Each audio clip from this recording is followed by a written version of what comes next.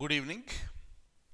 Today, on January 31st, 2022, the Finance Minister of India, Mrs. Nirmala Sitharaman, has presented economic survey in the Parliament. Let me tell you first of all what exactly is this economic survey. Economic survey mentions about the economic development in the country in the last 1 year. At the same time, it will project on the forthcoming financial year. If you look at this economic survey, that economic survey is prepared by Chief Economic Advisor. Currently, for India, the Chief Economic Advisor is Anant Nageshwaran. And if you look at this economic survey, it will consist of two parts. First one is the economic challenges that are being faced by the country, and the second one is the analysis with respect to the development of the economy in India. And this is a common practice. One day before the actual presentation of the budget, the annual economic survey is presented by the finance minister, meaning on February 1st, 2022, the finance minister is going to present the budget in the parliament. When I say budget, we have a definition for budget. Budget is an anticipated income and expenditure of the government for the forthcoming financial year. So after the presentation of the budget, we can have a look into this budget in a detailed manner. But whatever the economic survey that has been presented by the finance minister today, we'll be looking into those highlights now. First of all, let me open the document and show you the points which are related to this. And kindly look at very clearly. All the students who have attended all my economic classes, understanding economic survey will become very easy for you. Understanding the whole budget will also become easy for you. Fine. Now, let me open the document for you. Kindly have a look at this. So here it is. Economic Survey of 2022. This particular survey details the state of economy ahead of the government budget for the fiscal year beginning from April 1st, 2022. And currently, our Chief Economic Advisor, as I told you just now, economic survey is prepared by Chief Economic Advisor, and currently it is Dr. V. Ananta Nageshwaran. Please remember the name, a possible question in the examination. Clear? Next. In the examination, generally, what may happen, they may give certain sequences like this. So arrange all this. Arrange the following in an order. In that they will be giving you, the budget. They will be giving you economic survey, and they will also give you, the various other options. So you should be able to find out very clearly that which is presented first.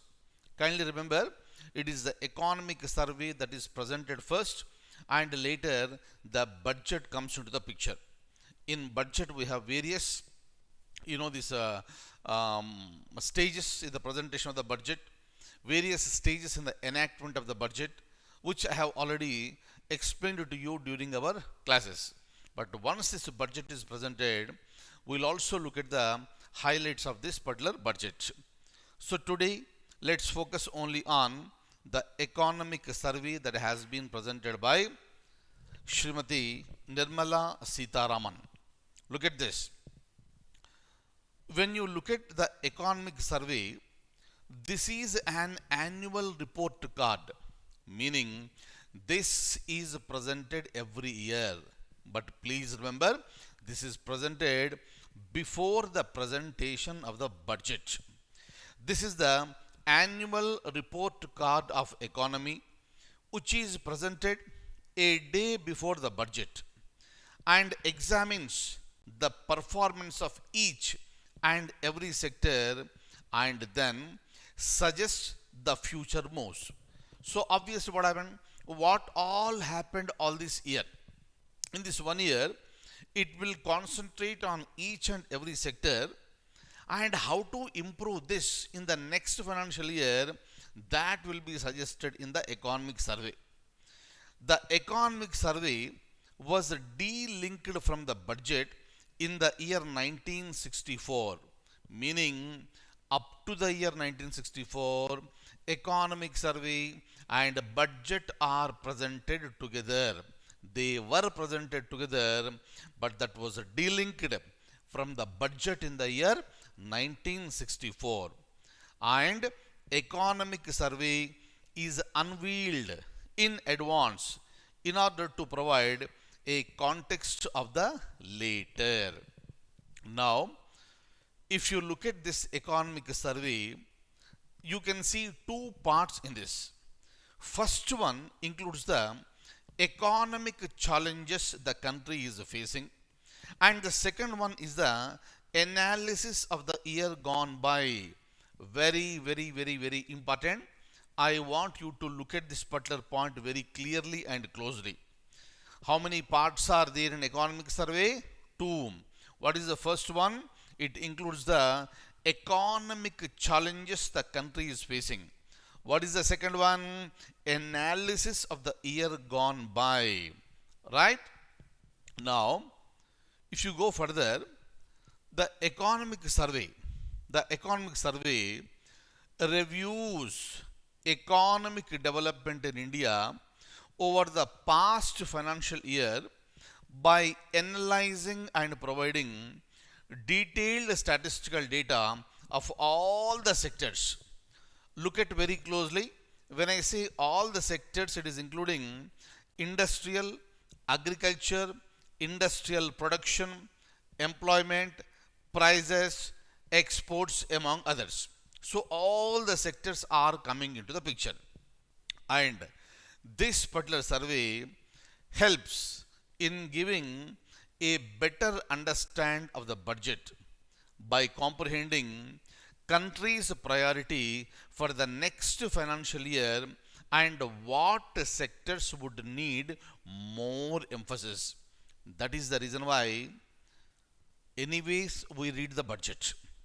But before reading the budget, we must understand the economic survey, because that will give lots of understanding the comprehension of the country's priority for the next financial year.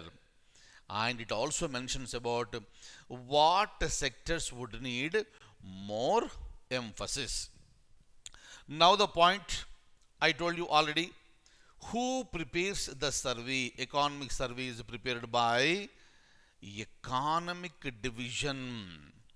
This is working under the Department of Economic Affairs of the Ministry of Finance, and this will be done under the overall guidance of the Chief Economic Advisor. Please remember very clearly, in the examination it may be a question, who prepares the economic survey? And your answer should be Chief Economic Advisor. Or the question may be, which division under the Finance Ministry will prepare the economic survey? And your answer should be Economics Division. Right? And that economic division functions under Department of Economic Affairs. Department of Economic Affairs is one of the departments under the Finance Ministry. Very important. So with respect to economic survey, the Chief Economic Advisor will play a crucial role. And currently it is Dr. Anantha Nageswaran. Clear? This year, the survey is being prepared by the Principal Economic Advisor and other officials in the absence of the Chief Economic Advisor. Next, Next, we'll be going ahead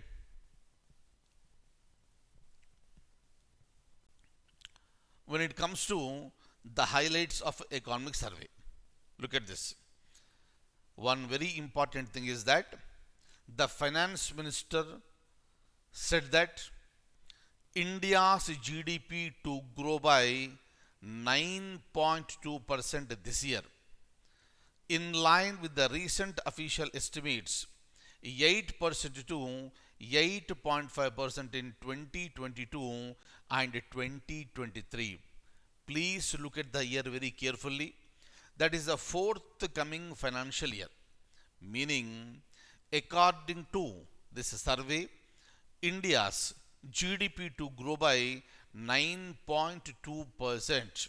This is what the economic survey said, stressing that India's overall macroeconomic stability indicators show the economy is well placed to take on challenges of 2022 and 23.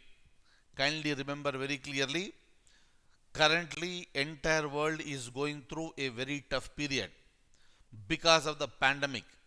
India is no exception. What happened in the year 2020 and 2021 we have observed very clearly. Now, because of this vaccination, because of the awareness that is created in the society, definitely we are expecting a good GDP growth in India. Growth in 2022-23 will be supported by widespread vaccine coverage, gains from supply side reforms and easing of regulations, robust export growth, and availability of fiscal space to ramp up capital spending. Kindly remember, whatever the word that you are looking at, every word, the meaning and the concept you have learned during our classes. Please follow very, very carefully. This is how you will be strengthening your knowledge. Clear? And the year ahead will be poised for a pickup in private sector investment, with the financial system in a good position to provide support to the revival of economy. Last 2 years there was certain problems because of the pandemic, but the forthcoming year will be highly supportive. There will be good support with the financial system, and private sector investment is going to be picked up, right?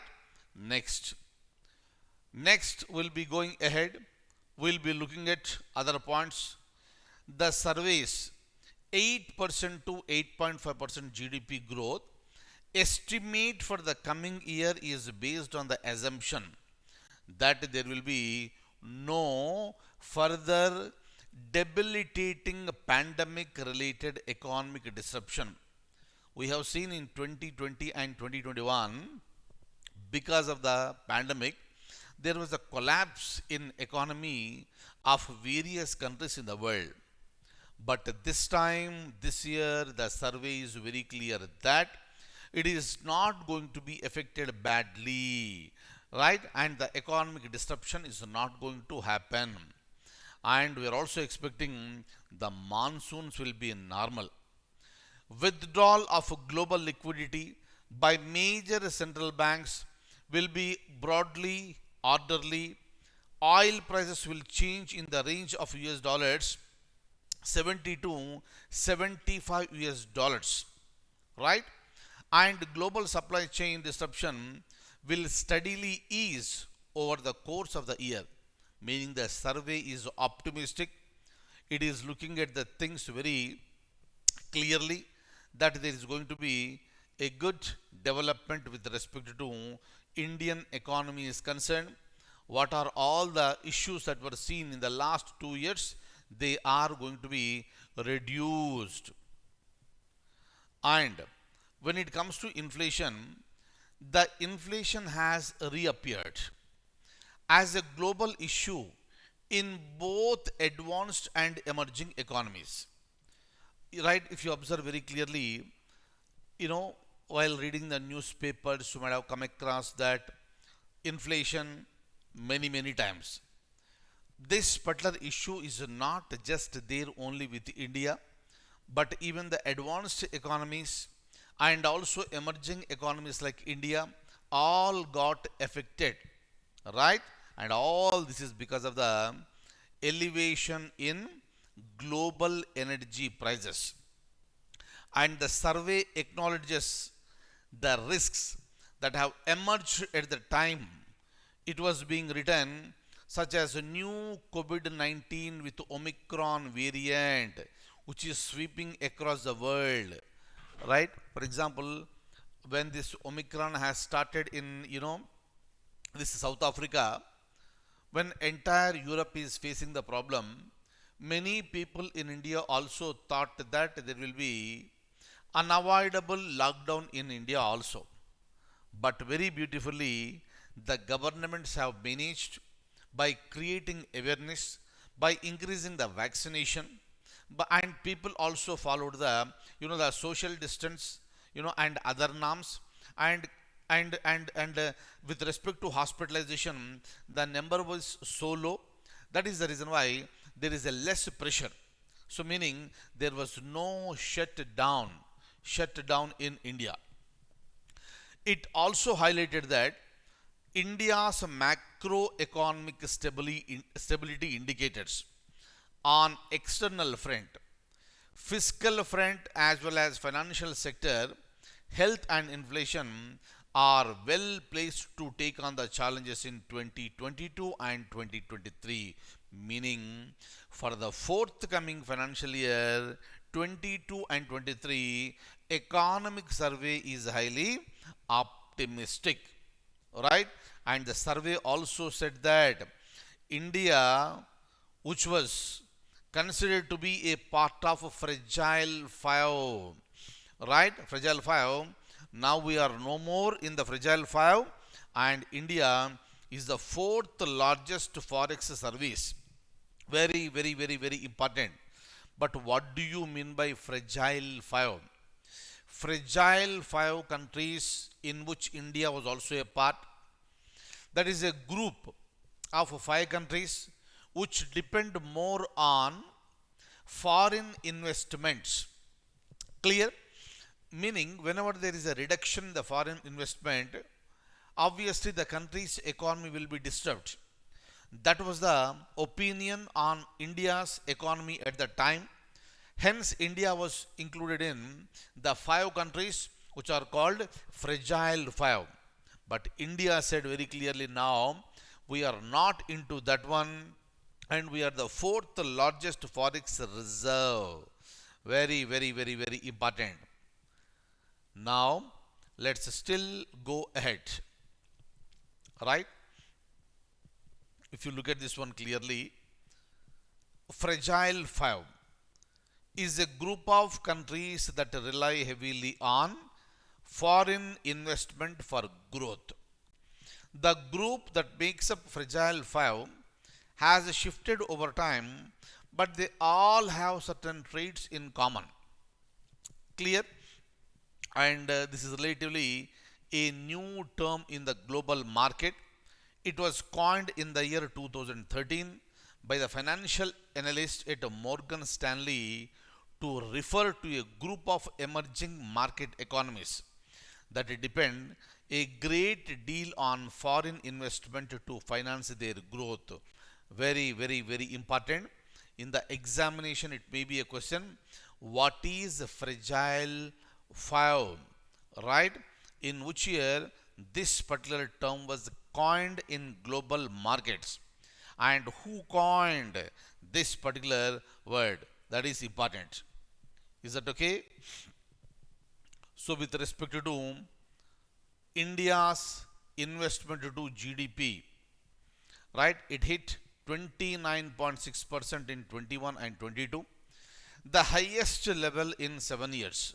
So this is what the survey said. That's a really good thing.